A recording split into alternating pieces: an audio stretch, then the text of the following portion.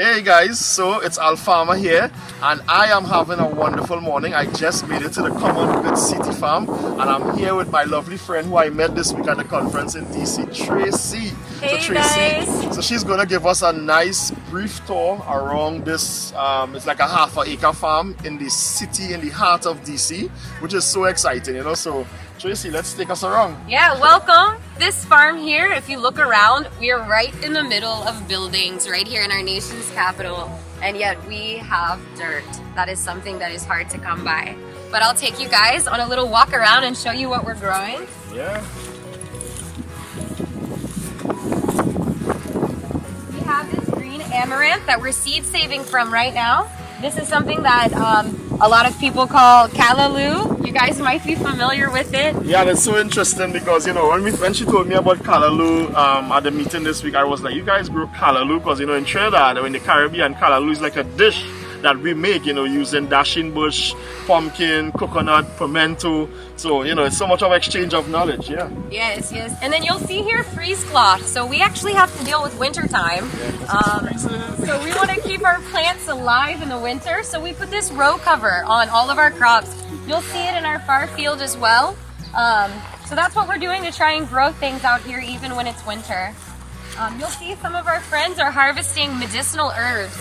Everything in this section here, these are all herbs that are used for medicine. Wow. We make tinctures out of them. We have an herbalist here who teaches community workshops throughout the summer. And as I always say, make food your medicine and not medicine your food. So we have to return to the farm. Let's see, F-A-R-M-A-C-Y. Yeah. And then we're coming up on our youth garden. So we have youth that are ages 3 up to about 13 years old that come through 2 days a week. And this is their garden here. They planted the Swiss chard. They had popcorn growing all summer. They harvested it, they cook it together. They cook together twice a week. And then our beehives back here, we have 4 beehives that actually are right here. They pollinate all of these flowers for us. But then we also get the honey. So we harvested 25 pounds of honey just a few weeks ago here. Wow, that's so exciting. Yes. And then in our hoop house right here, so we really need to have a greenhouse because of the winter. This is where in the springtime when it's still too cold to get any seeds to germinate, we start them in here. And that gives us about a month or 2 earlier crop than other people can bring to market that don't have this resource. So we'll just poke our head in and then finish up. Yeah, and I'm feeling so cool, so it's so warm in here. So sometimes I pretend like I have work in here just so I can be warm. Yeah. You'll notice we have some herbs drying in here. Right. We've to got get the seeds, right? Yes. Yeah. We've got some young plants in the ground as well. Yeah. And these guys hopefully will be able to survive. Yeah. And this is Radish. This is radish, and then we have spinach and big bulbing onions all for the spring. Great.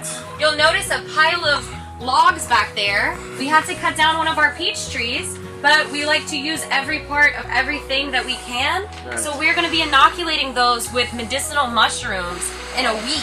Wow. So soon those logs will be back out in our orchard, growing mushrooms for us to give us some more medicine. So much science, so much knowledge, and Tracy is giving us it. Wow.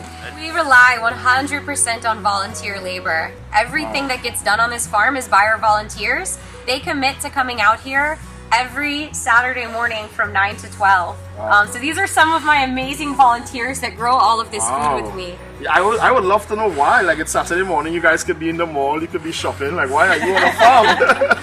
Tell us. For me, I mean, it's just a chance to be outside, you know, get out of the, you know, regular work week and do something different and learn too. Just learn about gardening. Nice. I think it's really about, you know, getting a connection to the earth when you live in such an urban place, and then also a connection to the community. A lot of us are transplants to BC, so it's like a nice way to get to know an area really well. Awesome. Yeah, I also really like being outside, but I really like the community aspect, I think, for me, especially knowing that this food is sold in the community and I'm helping to grow it. It makes me feel really good about being part of this. I love it. Absolutely. That's amazing. I mean, a big part of what I do with WHYFARM is getting people to tell their why. You know, like, why are you farming? Why are you volunteering on a farm? So that's so amazing. Thank you guys so much. Yes. Yeah. Sweet. So another beautiful thing about our farm is we actually have a fruit orchard. So even in our tiny half-acre space, we have amazing fruit that we get all summer long. This tree here is native to North America, right here on the East Coast. It's actually related to the soursop, but it tastes and looks a lot more like a mango crossed with a custard apple. It is delicious. We wait until it's ripe, it falls off, and then we know to eat it. We just bust right in and just eat it. It's delicious. Wow. So we have this pawpaw here right in our culinary herb garden where we get all of our herbs for the youth for cooking. And then we've got apple trees, we have pear trees, we've got cherry trees, figs, peaches, and all of that is out here in our orchard. It's also some nice space for the kids to be able to come out and run around and actually have some play area as well. And then on the other side is most of our growing space. So we have all of these beds here. You'll see more of our crops under this freeze cloth, the ones we want to keep alive until the spring. And then you'll notice that we've already started turning beds over for the winter. We don't want all of our soil to deplete in the winter time.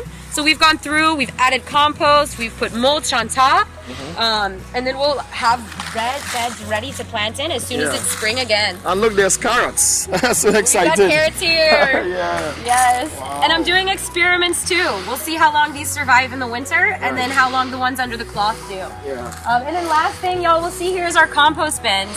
We grow everything organically here. So the way that we like to add nutrients into our soils is just by adding organic matter. So every time we have community events, we feed people, like we eat the food all month, all week, every day, and then we put those food scraps in this bin. It turns back into the soil for us, and then we throw it right back onto our beds. It's an amazing system. I mean, this is so exciting. I'm so happy you were able to share this with me. Yes, I'm so happy that you're able to come here and share some knowledge with me as well. On my way to the airport, I couldn't help but stop in, and I know I didn't help work much this morning, but I was so busy getting that knowledge and getting information. So thank you so much, Tracy. It's an amazing farm. Keep up the really excellent work that you're doing, and every time I come back to DC, I'm going to sure to come and spend some hours with you all. Get my hands dirty, get in the soil. Now I have to come visit your farm next. You have next. to come visit my farm next as well. So guys, stay tuned. Thank you guys for watching. This is amazing. The adventures of Agriman and Photosynthesis Sister. And yesterday I called her a farm online. So that's so amazing, right? So thank you so very much. Plant one tree and you'll eat for free. That will guarantee food security. Out.